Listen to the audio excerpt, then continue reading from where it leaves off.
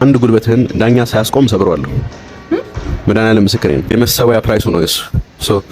እዛ ገብቶ ከመገደሉ በፊት ዛሬ የመጣሁት ድብድቡን መቀበሌን ላሳውቃችሁ ነው። ግን ድብድቡ 1-5 ነው የሚሆነው ማለት ነው።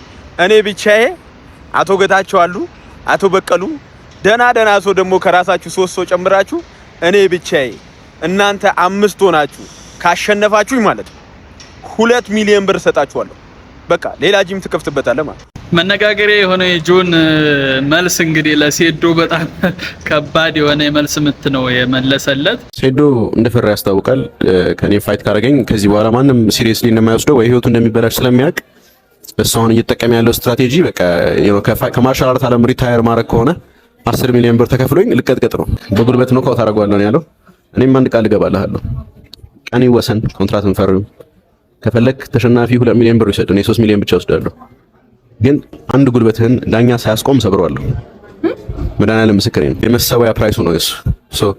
እዛ ገብቶ ከመገደሉ በፊት 10 ሚሊዮን ብር ማንም ሰው እኔም ራሴ ከጆን ጆንስ ጋር ገባ ብባል 10 ሚሊዮን ብር ቢከፈለኝ ገብቼ እቀጠቀጣለሁ። anyone would accept that። ማንም ሰው ኢትዮጵያ ውስጥ 10 ሚሊዮን ብር ተቀብሎ ፋይት ያደርጋል። በጣም አወዛጋቢ የሆነ ነው። 10 ሚሊዮን ቢከፈለኝ እኔ ራሱ ገብቼ አልቀጠቀጥም ወይ የሚል ምላሽ ነው የሰጠው ለሴዶ። የመጀመሪያው ቃለ መጠይቅ ይመስለኛል ባልሳሳት። እስኪ እንግዲህ ማን እንደሚያሸንፍ እናያለን። በጣም ከባድ ፍልሚያ እንደሚሆን እንጠብቃለን። ግን እስካሁን ውል አልፈረሙም፣ ሊቀርም ይችላል። ውል ፈርመው ወደ ፋይቱ እውነት እስከሚሆን ድረስ እንግዲህ የምናየው ይሆናል። የሁለቱ ፊርማ ገና አልተካሄደም። እስኪ የዛን ቀን እንግዲህ የምናየው ይሆናል።